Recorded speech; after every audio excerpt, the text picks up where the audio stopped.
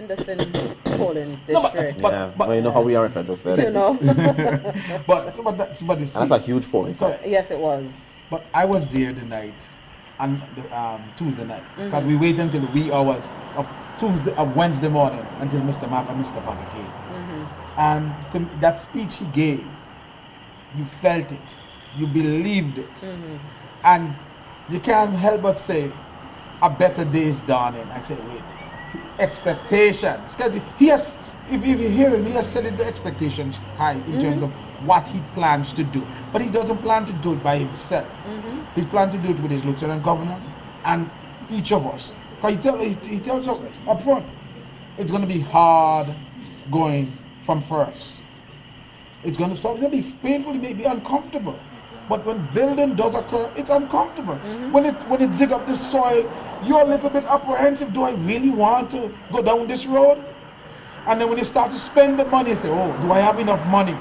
And they tend that you have to go back to the bank to get more money to help you finish off your project. Well, I don't think anybody who's going to come into this office at this point, whether it was him or Delegate Christensen, was going to come into an easy road. No. You're talking about 8 years. Equate this to President Obama coming in after a Bush administration.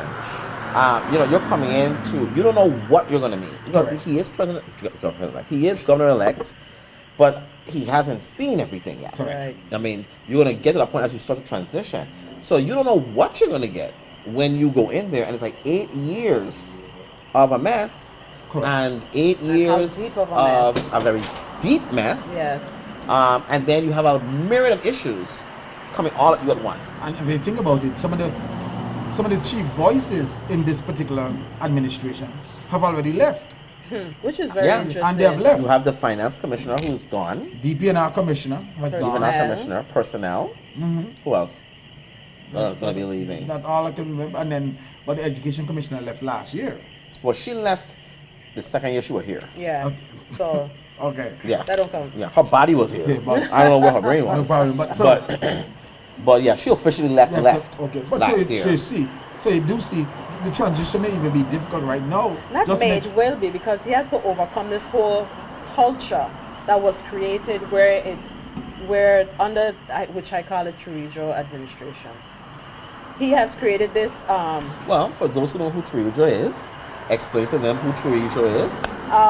Trujillo was the dictator of the Dominican Republic Yes. during the turn of the century, like the 20th century.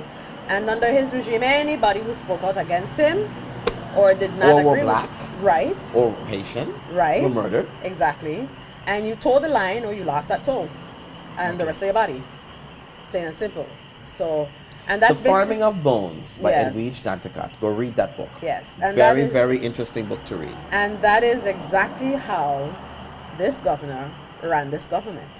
Now, I mean, I'm not saying he Well, killed- with fear, I definitely would agree that, I mean, he wasn't really killing people. Yeah, that's what I was just gonna say. He wasn't killing anybody. But with Yeah. fear, actually nothing. But with No. fear, instilling fear, fear in people to the that you point. can't dissent. You Exactly. can't speak against anything. You can't do this, you can't do that. And you saw that where people were before, they were not afraid of losing their jobs or any kind of retribution. If they said, I don't agree with you, I don't agree with what you're doing, they could be so against what was going on, but because they have to now worry about feeding their family, and even Basic just things. Yeah, I mean, just living.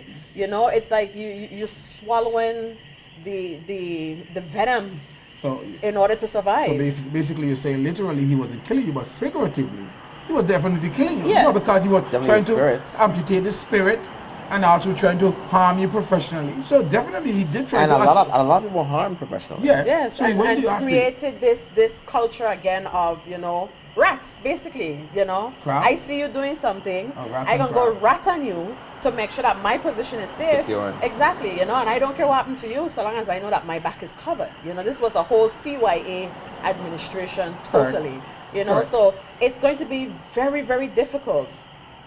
But I'm sure that Mr. Mapp can handle it, trying to break through that culture that has been created. Because once that culture can be destroyed and a new one brought up, I think at that point, it's not going to be smooth sailing, but it's going to be easier.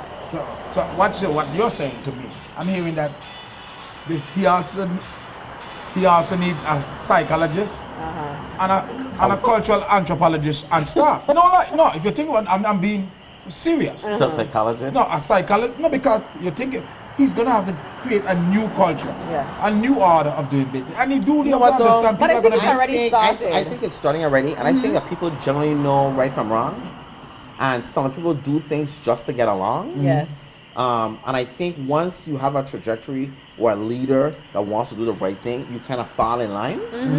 So I don't think it'll be as difficult to get the culture to change, and to proceed and do what's right for the territory. But we'll see. But let's talk about what has happened in the election cycle 2014. I think, for as long as I can conceive myself being involved in elections and knowing elections, this has probably been the most interesting Oh, yes. election cycle in Virgin Islands history. Probably since the what was it called? Was it Victory of 66, 68, whatever year it was.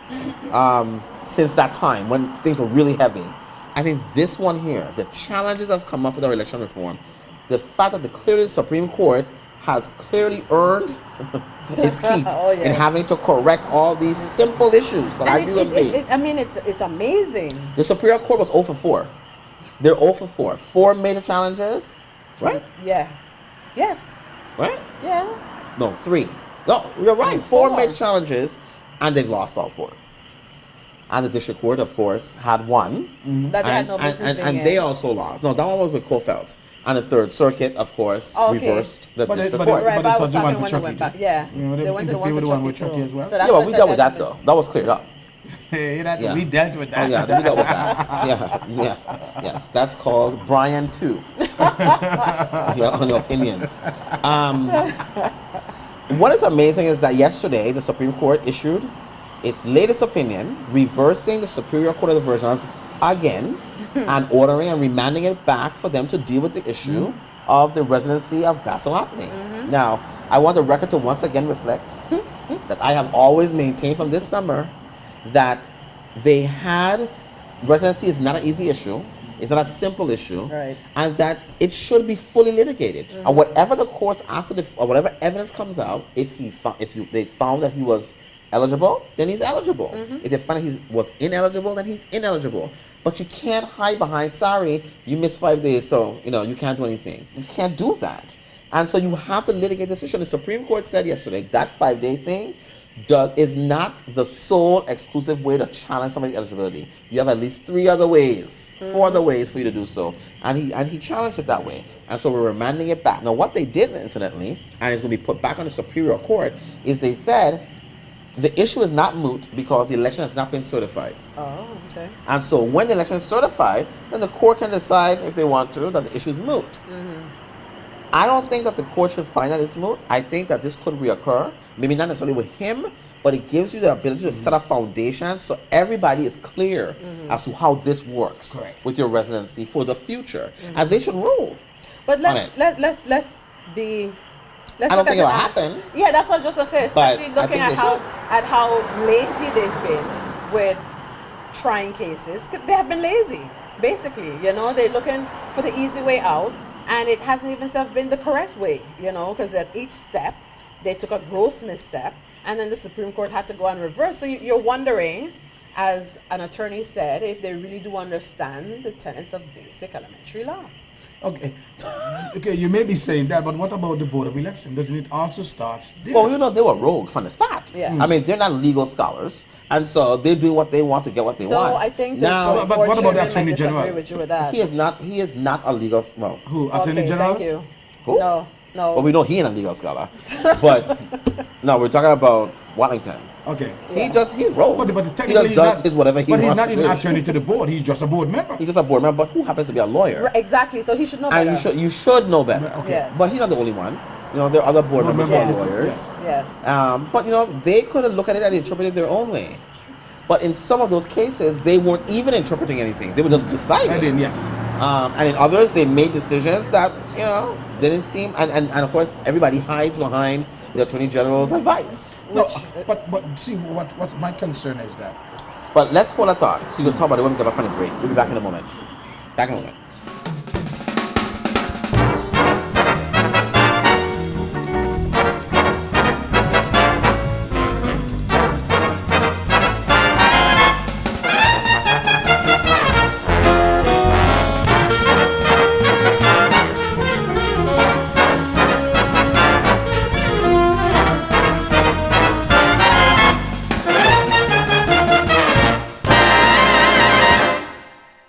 And welcome back. We are discussing our hot topics, and before we went on break, we were talking about the Basil Otley matter and the fact that the court has reversed the Superior Court of the Virgin Islands and remanded it back for them to deal with the merits of Mr. Haynes' case. And you were saying... But I'm talking about the residency that the board, in terms of, okay, someone submits their packet for election, the election packet.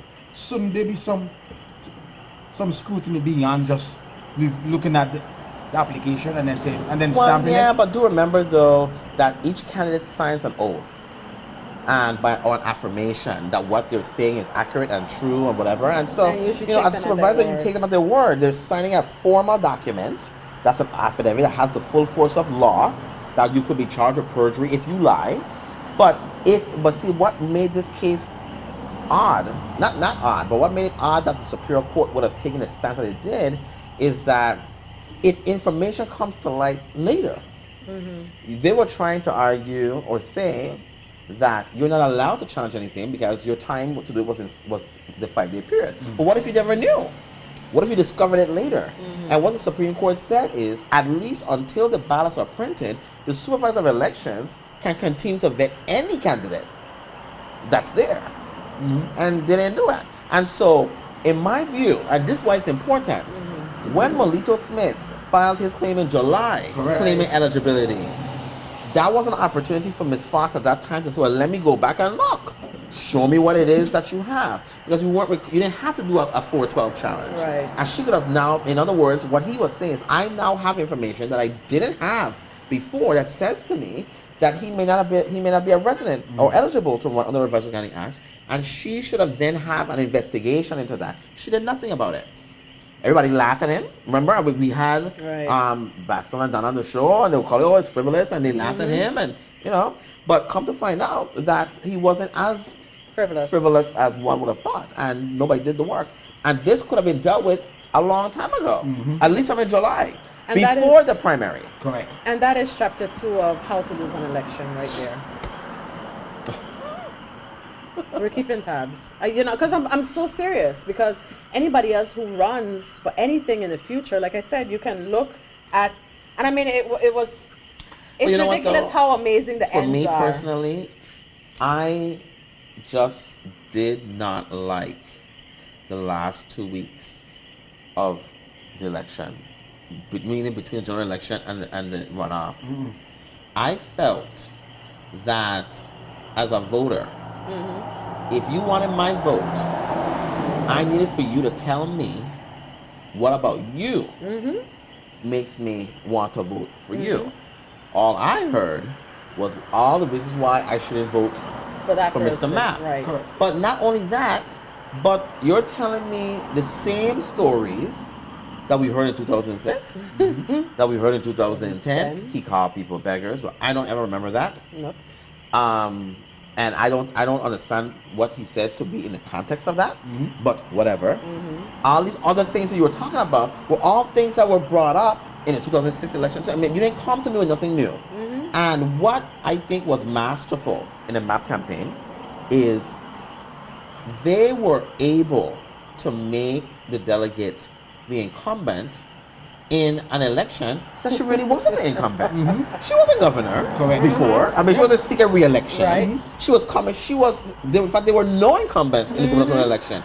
She was simply coming from the delegate, and all they did was transpose her incumbency as a delegate into this race. Correct. And say you're gonna get the same thing. You're gonna get the same. I don't think you're gonna get the same thing. You get the same thing. And people bought in to that. And then when you look at some of the people lurking at the periphery of her camp, it looked like the people who are currently in administration now. And it confused people. Like, I don't know about whether it's true or not, whether she would have allowed them there or not, I don't know. Exactly. What I'm saying is that the perception of what you have, what you're showing us, gave us the perception you are an incumbent. And they strategically left her in that's as so. an incumbent. No, and you think about it, they The whole time. Because they connected her to her 18 years, and then they connected her to this present governor, this present administration. And her response should have been, I have not been governor for 18 years. I've never been governor. Correct. Exactly. But you never heard that. No. And so she allowed them kind of to let her place her in an incumbency in a place that she was never even an incumbent in. But if you notice, and if anyone think about it, that ad that the MAP campaign put out directly after the primary, 18 failures. That's the only thing they saw, and they kept attacking that. Yeah. Remember? And they talked about it was negative campaigning. They put that out, the MAP campaign put that out, and let that stay there. This BizPac put it out. Let it stay VI there. Restore Hope didn't help her either. Correct, and just move on. I mean, they were so negative. And so now we're getting into chapter 5. Right. because They we were already so covered 3 and negative. 4. They didn't help her, and it came off as very nasty Very. to people. And this was from Job. But then they that had came Dr. out Williams with. on the radio. He wasn't helpful They were not- either. Correct. And then everything that happened, they tried to use that as a positive to them and just try to spin it to be a negative towards Well, what the I'll MAP say campaign. this is that those last 2 weeks, when that was your time to tell me what you plan to do. And I think what happened is that throughout that entire campaign, and Christian Otley campaign, was you kept hearing the whole flowery language of a platform. My platform is about education and making sure you're educated, making sure we stop crime. Right. So, okay, thank there you. was no I think depth all to of you, it. but you didn't explain to me how you do these things. The MAPATA people came and says, okay, we're going to work on this academy. Here's how. I'm going to hire 1,000 people, and this time I'm going to hire 1,000 people. I'm going to hire people here, here, here, and here. Why? Because so you're telling me you're giving me a roadmap to exactly how you plan to get to this prosperity. Correct. The other teams didn't give that. They gave the generic. We're going to build the economy. We're going to bring jobs to the territory. How are you going to bring Well, you're not jobs? telling me how you're going to bring the jobs to the territory. Correct. But, like I said, I think that, it was clearly a mismatched election to the of as far as preparation was done. And if you look at MAP's campaign, he had more grassroots people who you would not think would run such a very defined and clear campaign Stuck to the as issues. opposed to the other one who had consultants from here and everywhere. And their camp seemed a little disjointed, a little discombobulated. And you're right, the MAPATA team kept it on the issue. They won't get involved in all this extra stuff, on this back and forth and carrying on. This is the issue, this is the Because issue, back this in is the issue. past, where that may have won and blindsided and distracted people, it didn't this time, because people, they were feeling the hurt, they were living the hurt, and they saw the light, basically, and they attached to it, and they refused to leave from it. But let me say one thing. And as I said, I was a part of the MAPATA campaign. And one of the reasons why I remained affixed to the MAPATA campaign, or to Mr. MAP, and then eventually to the party who joined the team, is that Mr. MAP essentially hasn't changed in terms of his ideas. He was still the same person with the same brand of leadership and experience. However, he also demonstrated a lot of growth from 2010 to 2014. I take, for instance, the campaign slogan, "It is a time to build." I remember in 2010, it said, "We can do better." Or a map for the future or something like that. We can, but if you think about it, a time to build. This is concrete, it's measurable, you can quantify it. You can actually go look 4 years down the road and say, excuse me. What did he say he was going to do? He said he was going to build. Did he do the things necessary to build this government? And that's up? going to be key. And that's why I That's going to stood be key firm. to give a litmus, a measuring stick of what Correct. happened between now and then. That's going to be very important. I agree with you on that. That you will be able to look at it and say, you know what? Okay, he's done what he said, or at least we're on the road to doing. Correct. Completing what you said that you were going to complete. It's very interesting that you said that. You're right. That slogan was inclusive Correct. Very inclusive. of it. And it'll be interesting to see what legacy now that this current governor leaves or is trying to leave, or Actually, he has already left a legacy. Yeah. he's still No, hanging he's on. not fighting. Is he gonna tear it down some more, or is he gonna stabilize it? I think that's the two words you need to use. The two phrases. Is he gonna stabilize his legacy, or is he gonna further deteriorate it? And I do think he's gonna further deteriorate it, because he's acting like he is a partner and for ABR. Those are the things that John D. Young can teach. You really want to know, where does private interest end and where does the Virgin Islands governor begin? Did it ever? I Especially when you hear him on the news today, I mean, I was shocked. I wanted He's to know if he lobbying. was the yeah. That's exactly what he's doing. He's lobbying for ABR and not for the people of the Virgin Islands. And that's the problem. He lobbied for Diageo. I mean, and Diageo stuck it to the Virgin Islands, and then he blamed the economy and the recession for the problems we had. He never took responsibility that he made a bad economic call with Diageo. I don't think. Let me keep that to myself. And if you look now, ABR. What there's not much to be said other than it's not a good deal. The legislature has exercised good judgment. And it's interesting because I've been listening to several ads on the radio, and you're hearing them saying exactly that. This may not be a good deal, or it may not even be the best deal. But then I'm telling you honestly, then they come and they say, but it's the only deal we have. Did And you not it say the does- same thing they did with Diageo? No, Well, think about it. Go back to 2008. It is, but We never had the money before. But it's interesting when you're hearing the governor saying now that ABR was the only one interested in putting in a deal or a plan or a bid for the refinery, and that they're the only ones that submitted. Yet the special session that they had last month, where you had two companies that came down and testified that yes, we are very interested. We were very interested. We submitted bids, but for whatever reason, they were summarily rejected by Lazard. You know, so and we're here to find out why that is. You know, because we are here with money, not with promises of maybe we're gonna bite down the road if this company tells us that maybe the refinery. Because if you look at the concession agreement, because that's what it is, even though they haven't sold anything, there's a lot of ifs, a lot of maybes, a lot of suppositions, but nothing definite.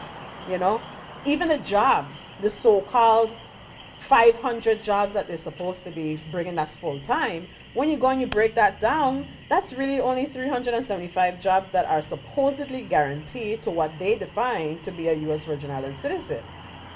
So that's not a lot of people to really go back and put in and employ. And then look, we're going to go back, look at Diageo. They promised all these jobs. They brought what, 40 jobs? No, Diageo only promised 40 jobs. Okay, but out of that 40, they've done like half of them already. Yeah, but they promised 40 and this month on a revenue. Okay.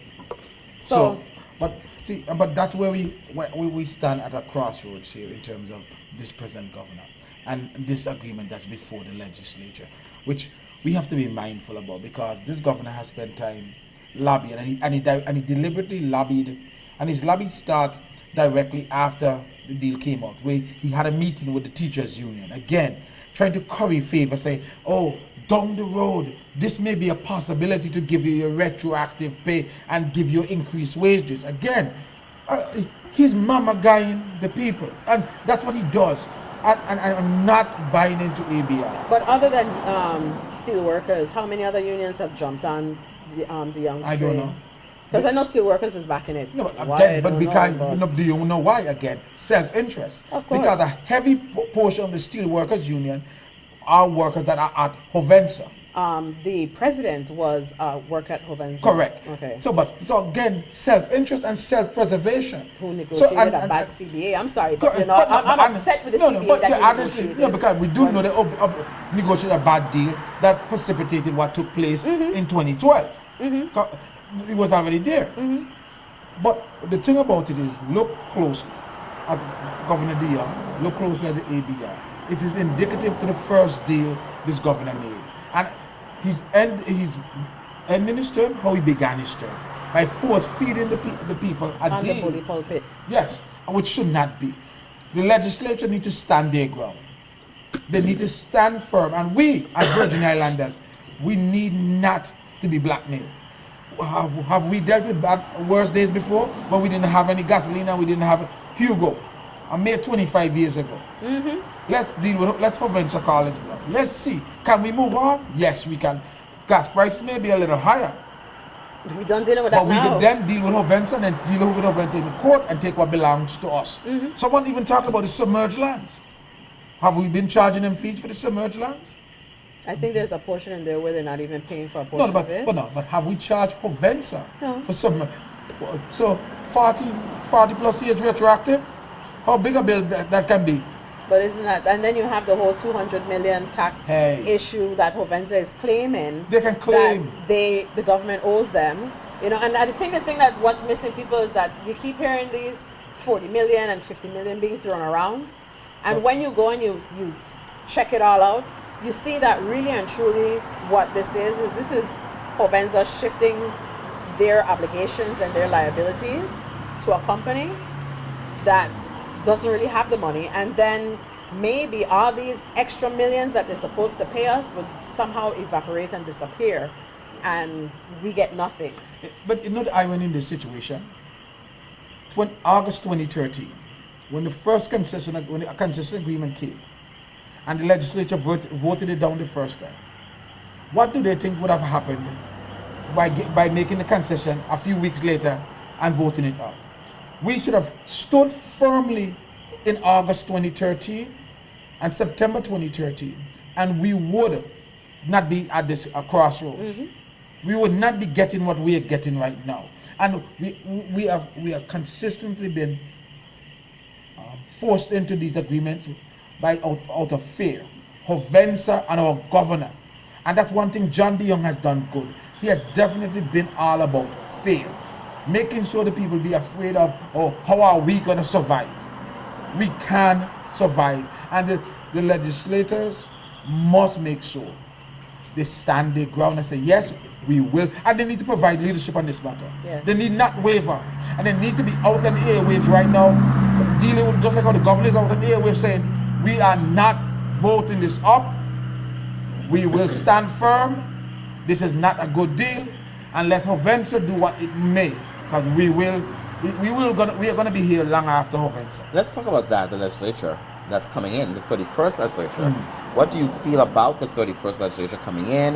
How do you envision them proceeding forward, getting to a place? I mean, do you have a good feeling, a good positive feeling about this new legislature coming in? I do. I think with this new legislature coming in, this whole new administration overall, I think we're going to be standing in a better place where hopefully we can begin to negotiate from at least, maybe not a position of power just yet, but from at least a position of equal standing.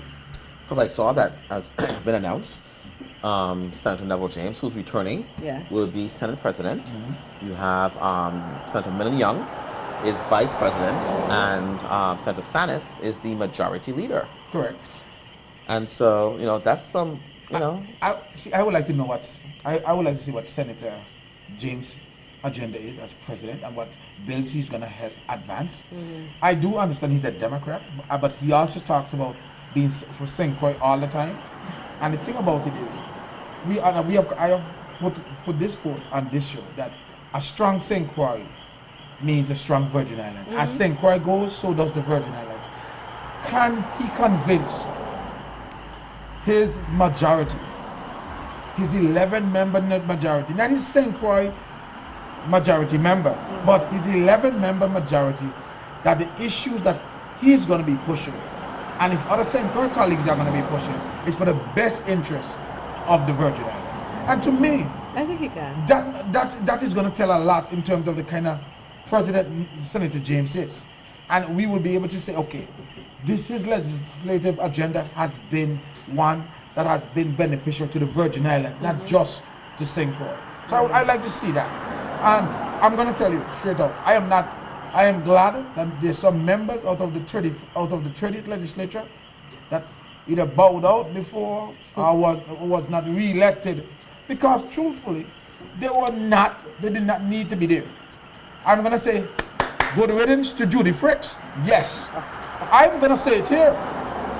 I'm going to tell you why, because... And apparently you just did. No, thank you. No, because she put forth some legislations to me that didn't make much sense. Again, trying to curry favor to a certain part of the population. And to me, they were meaningful, not quality of life issues that we needed to be dealt with at this. Senator Capehart, maybe her heart was in the right place, but she didn't show that fight that she needed to have. Senator Hansen, I'm glad she's out. Because well, she's still trying to get back in. She can keep trying. Remember, she said somebody told her that she had 5,000 votes. I don't know where it went. Next No, actually, yeah, she got 5,000 votes because some people put in Chucky Some people put in Hansen. You have others that completely spell up her whole name wrong. So it was some other person there, and she's claiming that all those votes belong to her. But even with those votes, I know. as I understand it, I haven't been over there. I don't go over there.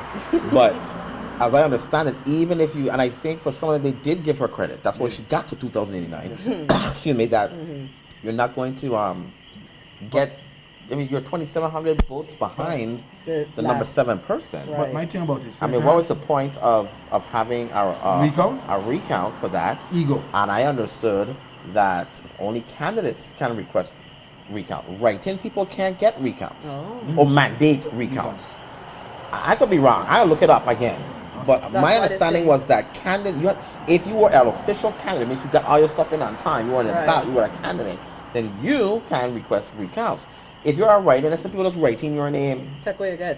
whatever it is, and you don't get like anybody else to mandate. In other words, it's not mandatory for you that you get a write-in simply because you've asked for one. Now, why they would grant her one, knowing that she's 2,700 votes away from the other person, and knowing that even if you count those ballots, there are other people who will also get. So they're gonna still push you down. I mean, it's just a waste of resources and time. But we'll see what happens. But if I may, let me continue. And one other thing about Senator Capehart, which I find, which shows that there was some major disconnect. Directly after the runoff, Senator Capehart fires her staff. Really? Yes. What? Senator Capehart fired her staff. What, to meet in jail? What is that? So, bam. Senator Hansen, wow. So the next, do forgive my harsh comment about this, about Senator Hansen, but next to slavery, Oh, Jesus. she has been one of the worst things for impoverished people in the Virgin Islands. I'm honestly, no, and I'm not trying to disparage the good senator's name, but she, instead of building our people up, sometimes she has brought them back to where they should not be. Wow. Our people need to be moving forward, and Senator Hansen has not propelled our people forward. And I've been voting since 1996, and I've yet to vote for Senator Hansen because from then I saw that she was not about building those people. I lived in Paradise at that time, and I was not gonna vote for her because she wasn't about building me up. She wanted to keep me in my poverty, and that's what I see Because about you can her. control an ignorant population. No, and let me give you one example. Well, give that Good. example when we return. But- Quick, we'll be back in a moment. Back in a moment.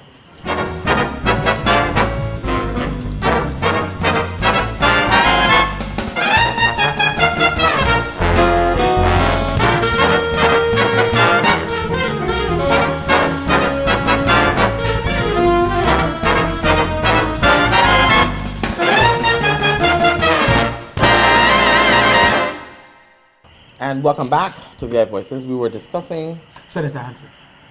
you were discussing her. Oh, I was discussing. Yes, I didn't yes. notice. I wasn't discussing Okay, her. I was discussing. Yes. Yeah. Not Clint Anonymous, but Clint W. Ferris See discussing Senator All right. Hansen. Because no, honestly, and that's my perspective as a voter, and that's my opinion I put on record. So I'm glad Senator Hansen is not there anymore. If she wants to come back for re-election, She has every right. I have a right to. But I'm going to tell you, I will not be voting for her, and I hope that a lot of us don't vote for her. I mean, I think it was evident in the Well, I've never voted for her either. Yeah, I think it was evident in the writing campaign as she did that wherever her top vote getter status was before, and now a lot of those things are going to be questioned. It just evaporated. Well, it's probably because we're having more of an electorate that is becoming involved and in tune to the politics that's going on. And because of that, they're asking more questions. And by asking more questions, they're kind of being, when they get an answer, they're like, that don't make any sense. Exactly. And so that's kind of what's happening now. And that's what you're going to see. I think maybe that's why we saw a lot of new people being way up at the top. But one thing that made a lot of that hit home, and many people think about this. When we went to a forum, that the one I moderated, and I think it was Darren Stevens. Yes. He stood up and he said, my years as a correction officer, these are the different benchmarks I have to meet to stay within my positions, to stay within my position. And he said, if we are going to look at our elected Leaders. officers, our leaders, They need benchmarks. they need benchmark. And I hope that resonated with the voters, that we need to set benchmark, and we need to hold our leaders accountable. We can't make excuses for them. We can't say, oh, compare them to the young, compare them to Turnbull. No. I have set a benchmark for you. What have you done? Right. And I hope we hold them accountable. Right. next And I couple think of that years. will happen because now people, they weren't sucking salt no more, they were sucking rock stone. So that really got them to change their voting habits. So let's see what happens now. If after the 4 years now, when we're beginning to enter into prosperity and people getting fat and a little lazy, Thank you. and they got the salt back in, and now they got maybe the little piece of salt meat in the mouth now, if they're gonna go back to whatever. Let's hope not. Yeah, let's No. hope not. No, I think people will remember where we were and hope never to go back there again. I hope so. I really do. Truthfully, and that no, because if you think about the contraction of government services over the last 8 years, it's an indication that we are a community in peril. Yeah. We definitely we're the least among us are the ones hurting the most, and I think we need to do better. We need to expand social services, like for instance, soup kitchens that provide food to the hungry should not be fighting for food, and they shouldn't be closed. They shouldn't be closed on the weekend. We should try to encourage them to be open 7. We try to have those food banks overflowing with Yeah. food. That should be our commitment for the next 4, 8 years and forever on. Yeah. Those are the things we need to be. Well, let's see what happens. Before we go, I wanted to make sure that we have voices say, give our condolences to the Peterson family. As you know, Kendall Siegel Peterson passed away last week before last. Yes. And we His had later his rest funeral yesterday. services yesterday. Yes. Which was, hold on. Which was, just a phenomenal service. It reminded me a little bit of Lil Ken's, his son's service. It clearly was an all-day event. Yes. I left like around 2 o'clock because I had to go back to work, but they were still there way until after 4 o'clock. It was clearly an expression of love for from the community, for him. And despite what anybody may think about him or how you may think you know him, let me be clear. Kendall was an intelligent, Yes, he strong, hard-working man who loved this territory and who, behind the scenes, made sure a lot of things went through in this community.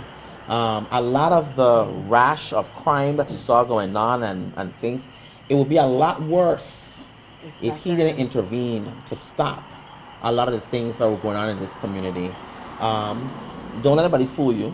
People would first look to him and say, I need your help with this. These people beefing. I need your help to calm this down. And he was the one that would end and quash a lot of things in this community. He's the one that started that garden that you see whenever you're going into Emancipation Drive in Frederickstead, where all those young boys are who seemingly could be anywhere else. But he were with them gardening and growing produce. And they would barter their produce and share with other people. And he was teaching them a marketable skill in agriculture so that they could do that and not be in your homes. And those are the guys that the people who we elect forget and don't look to. And when Kendall died, the first question, remember I talked to you, the first question I had was, well, who's going to take his place? Like, who's going to not take his place, but who's now going to step in to that role as that protector of Frederickstead and that mentor for the young men in Frederickstead who need that kind of mentor? Because when Kendall died, I'm telling you, you saw grown men and these hard boys walking the street crying as if they had lost their mother. Yes. And it was really, it was something to see. And so he was laid to rest yesterday. His spirit will continue to remain in this territory. It's not going anywhere. He touched a lot of lives, and hopefully we will, and those young men will continue on. Hopefully somebody will step in that role that Siegel played to be able to guide these young men in the way that they need to, so that they're not out doing things that they shouldn't be doing, but they're doing something that was helpful to them and helpful to our community. And hopefully that garden will not just die out. We will see it grow and it'll come in and do more in that. So my condolences go out to everyone in the Peterson family. We pray that they will be comforted during this very difficult time. And as I was talking about agriculture, Clint put up his pineapple that, Clint farms. And so this is his pineapple that he did not bring to Harvest Sunday at church boy. 2 weeks ago, Oh, but he boy. brought it here. Yeah. So talk to us about your pineapple. What kind of pineapple is this? I don't know we grew pineapples here. Yeah. Okay. I can't tell you the name of this one, but I've been growing this one for the past 10 years. 10 That years? pineapple or a version of The- it? the variety. I was like, Okay, I it was takes like, 10 years to what? grow up This pineapple. variety. I was like, And this is my second one for the season. okay. And I had the one I picked before was larger than this. It Oh, was really? about 6 to 7 pounds because I put it on a scale in the office, Okay. and it was an envelope scale or package scale, and it exceeded the maximum weight of 5 pounds. So Oh, it was okay. and it was bigger. It looks good. Yes. Yeah, it does. And it's starting to smell. If you smell it, so it's gonna. I picked it this afternoon when I was leaving because I was a bit afraid that someone would pick it before I get to it in the morning. I think we should do a show on some of these farming. Get some farmers up here to talk about Yeah. Yeah. it. Maybe even some of those guys from We should. from Mali. We should. I think And maybe do a show on that. Yeah. And George is a farmer. Correct. And so maybe we should do a show on farming and agriculture Correct. and the importance of agriculture in our economy. And Let not me just ask you a growing, question. but So- all about the value added thing that comes after. Yes. How long does it take for a pineapple to grow? So how long it took for you to grow that one? The fruit or the plant. Okay, so But see, we don't. That's why we have a Okay, show. the fruit. Because This fruit, the flower came out in July. There's your flower? Yeah, that's actually flower Oh, that okay. comes out. It's a bromeliad, so it comes out and it looks lovely. Then it comes into this fruit, and then I picked it. So about late July, and I got it. I picked it today. So it's about four that's to not 5 bad. months. Oh, 'cause I And heard but it took the like a plant- year. No, the plant takes. It depends on the type of plant. Like if I cut off the top up here, Uh-huh. this would take about 3 years before you actually flower. About 2 to 3 years before you actually flower. But there were suckers down below here. Uh-huh. I put them in the soil. Within 12 to 18 months, they will start to flower and bear fruit. Oh, And then there's actually a plant that goes inside of the plant. That if I plant that, from 9 months, you see it starts to you see, I flower. don't have patience to be a farmer. See, I need my thing to be moved. Yeah. Yeah. So that No, no, sound technically- like it takes too no, long. Yeah. no. You could do. I need a microwaved pineapple. No, but like the I thing is- plant it, ting, and then my pineapple is You're ready. looking for nest. the Yes, nest I just, pineapple. yeah. No, yeah. but the thing about I don't it- have the kind of patience You could do for things- farming. You could do intercropping. That means you can grow your pineapple, like I do my pineapple in pots. And between the pot beds, you can probably do pumpkin, which pumpkin will bear in a shorter span of Yeah. time. Eggplant. So you can do your fruits and you can also do your vegetable production. So you can reap your Well, vegetables. we're gonna need to start and doing then you that, can do the rate fruits. we're going, But but- fruits are seasonal. Like this is the time that my pineapples usually will flower. Like this is the time of the year. Right. Short days, they will flower at this time. And also throughout the year, I can actually trigger them once they're large enough and they have enough energy. I can actually. We're gonna do a show on Yeah, because I agriculture have and like a farming. We're million gonna and do one that. questions to ask. Okay, now. you can All right. As we Yeah, know, this election cycle has been a very tumultuous one, a Very. very interesting one, an educational one. And we've always said on this show to make sure you go out and have your voices heard. And it is apparent that you went out and you had your voices heard. We had some of the highest rates voting turnouts this season, election cycle, and even during times of bad weather, we Yes, had people come out. remarkable numbers Both showing days out. had weather. Both times, right? Remarkable showing. And so we have their voices. Thank you for listening. We hope that things that we have done on this show has helped you to make decisions and inform you and educate you. But I want you to know that we don't end here. This time, we just continue forward, continuing asking questions, continue to be involved, continue to know what's going on around you so that you can also continue to make informed decisions and hold our leaders accountable for their conduct. And so it doesn't end now because the election is over and then we just start over again in 2 years. It continues. And if you want this place to have some prosperity and to move on into a place of great economic benefit, social benefit for all of us, we all have to be included in that process and give our fair share and participate in that process. And I urge you all to do that. So continue to let your voices be heard because, as I said, your voice definitely makes a difference. Good night, everybody.